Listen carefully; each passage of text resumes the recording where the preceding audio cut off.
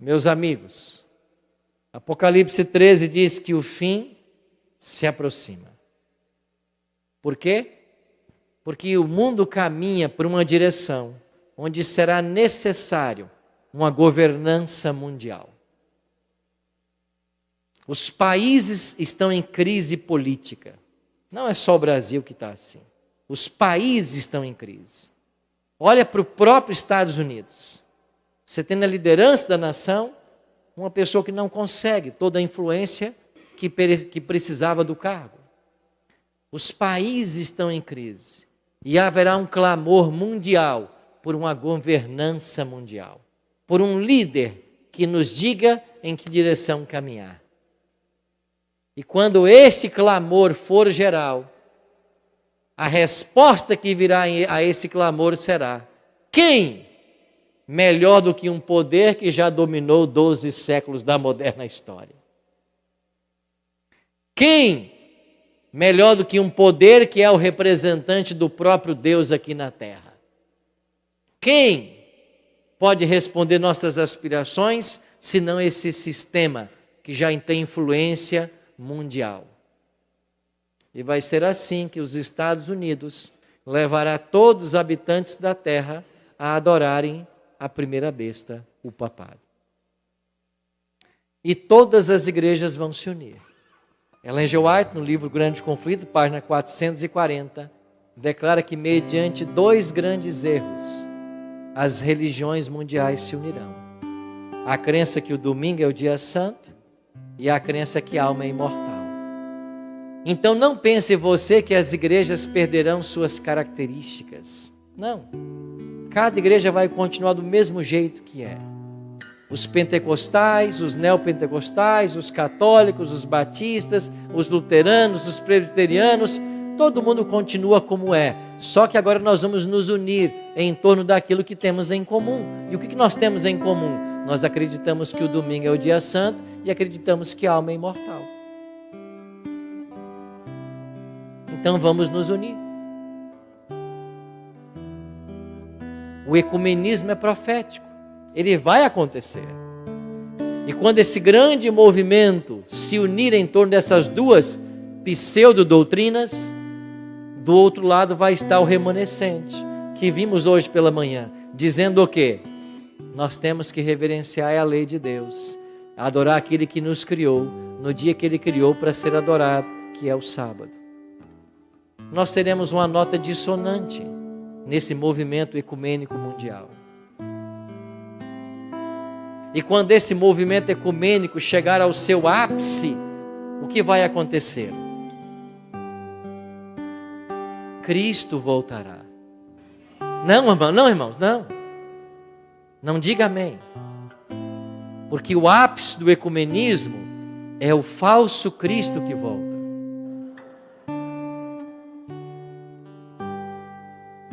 O apóstolo Paulo falou sobre isso na sua carta aos Tessalonicenses. Ellen G. White falou disso no Grande Conflito. Satanás fará parecer que o Cristo veio. Em vários lugares da terra, ele fará parecer que ele é o Cristo que veio. E quando ele aparecer, ele terá a aparência que nós imaginamos que o Cristo tinha. E ele, com uma voz linda, ensinará como Cristo ensinava. Abençoará os guardadores do domingo e dirá que ele mudou a lei do sábado para o domingo. Fará curas, sinais e maravilhas, e as multidões vão afluir para receber o Cristo que voltou. E como ápice desse movimento ecumênico, esse falso Cristo volta, porque para os cristãos ele é o Cristo, para os muçulmanos ele é o grande profeta que precisava aparecer, para o movimento Nova Era ele é o Maitreya. Todos os segmentos religiosos e filosóficos estão esperando a aparição de um líder. Satanás vai reunir em si a expectativa mundial, e todos acharão que ele é o Cristo, porque ele vai de fato ensinar coisas como Cristo ensinava. Ele fará milagres, sinais e maravilhas. curará pessoas. E as multidões se dobrarão a esse poder. E nesse exato momento em que o falso Cristo aí está, abençoando os guardadores do primeiro dia da semana, do outro lado existe um povo dizendo: esse aí não é o Cristo verdadeiro. O que ele está ensinando não está correto. A lei de Deus está em vigência. E este pequeno grupo, chamado de remanescente, em Apocalipse 12, 17, ungido agora pela chuva serôdia, irá pregar as 3 últimas mensagens que o mundo precisa ouvir.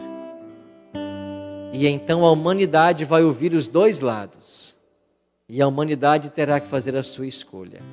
E quando o último ser humano ouvir do Evangelho eterno e fizer a sua escolha, Jesus dirá do santuário celestial: feito está.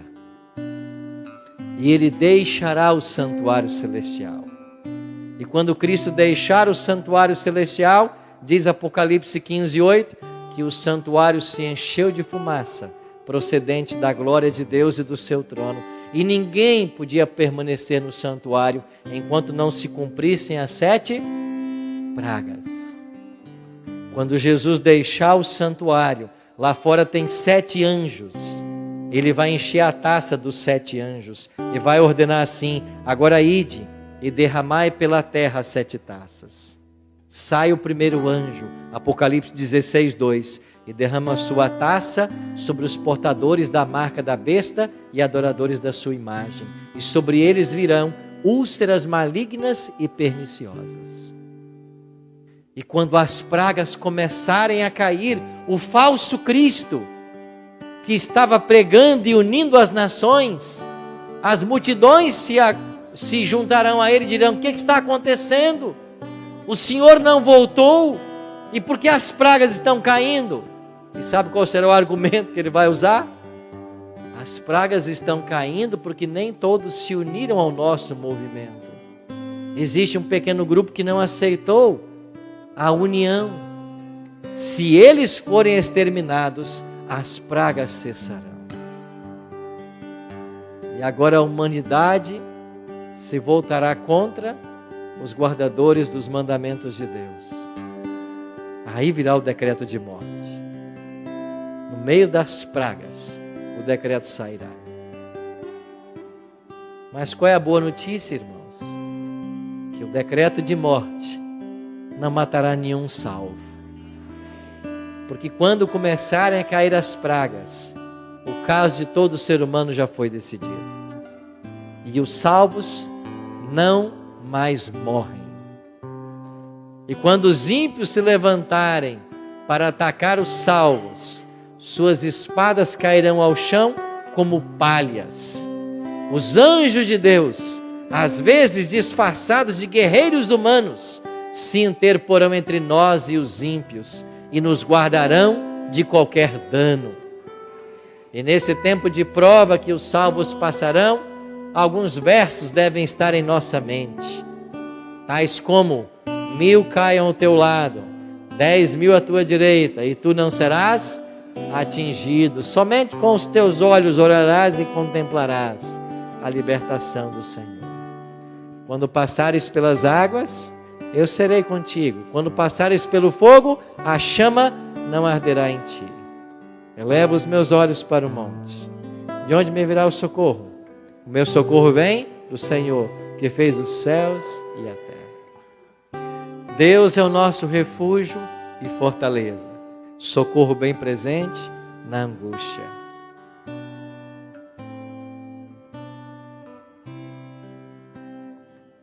Talvez alguns de nós não chegará a esse tempo. Alguns pela idade, outros por providência divina. Porque Deus, em sua misericórdia, sabendo que alguns de nós não suportaria a prova desse tempo, vai permitir que muitos desçam à sepultura antes desse momento. Haveremos de experimentar antes desse momento a perda de muitas pessoas queridas que não suportariam passar por esse período.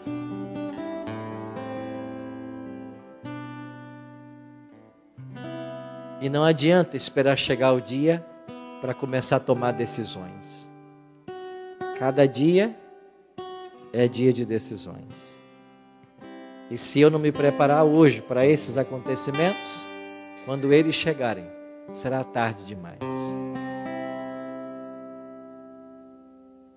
Estamos vivendo nos últimos graus da ampulheta divina do tempo. E não é mais hora de brincarmos de religião. É hora de nós, como um povo, voltarmos para esse livro. Gastarmos tempo com ele todos os dias. Gastarmos tempos em oração, com um clamor uníssono. Poupa o teu povo, ó Senhor. Poupa o teu povo, ó Senhor. Quem não se preparar, surpreendido será.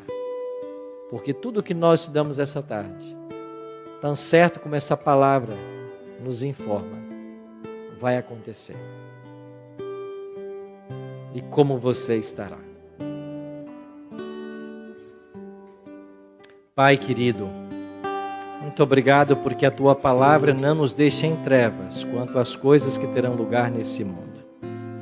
Que o Senhor nos ajude, com o Teu divino Espírito, a nos prepararmos para esses eventos vindouros. Que nós sejamos batizados hoje por esse Espírito. E que ao recebê-lo, Ele nos convença do pecado, da justiça e do juízo. E que Ele nos prepare para os últimos eventos da história desse mundo. Abençoa, Pai, a Tua igreja aqui no Meia. Abençoe a todos os amigos que estão conosco e também aqueles que nos assistem pela internet. Que o Teu bom e Santo Espírito faça em nossa vida todas as mudanças que nós precisamos para estarmos prontos para aquele glorioso dia. Colocamos a nossa vida em Tuas mãos mais uma vez, suplicando o perdão dos nossos pecados. É a nossa oração. Em nome de Jesus. Amém.